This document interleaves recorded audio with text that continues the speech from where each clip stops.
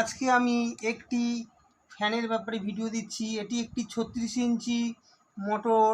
এটি হচ্ছে 36 ব্লেডের পরিবর্তে কেউ যদি 48 ইঞ্চি ব্লেড লাগায় তা কিন্তু ফ্যানের স্পিড হবে না ভালো। 36 ইঞ্চি মোটরে 36 ইঞ্চি ব্লেড লাগাতে হবে।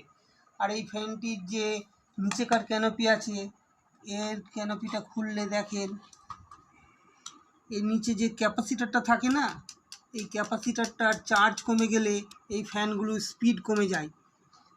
এক্ষেত্রে এই ক্যাপাসিটার যদি চেঞ্জ করে দেওয়া হয় সেক্ষেত্রে ফ্যানের স্পিডটা কিন্তু আবার বেড়ে যায়।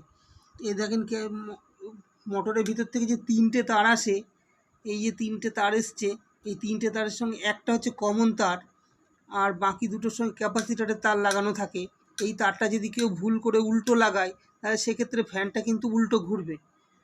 এবং এই যে ওপর থেকে যে তার দেখেছেন, এই তার দুটো লাল একটা কালো তার ঢুকছে, এটা হচ্ছে ইলেকট্রিকের নিউট্রাল এবং ফেজ।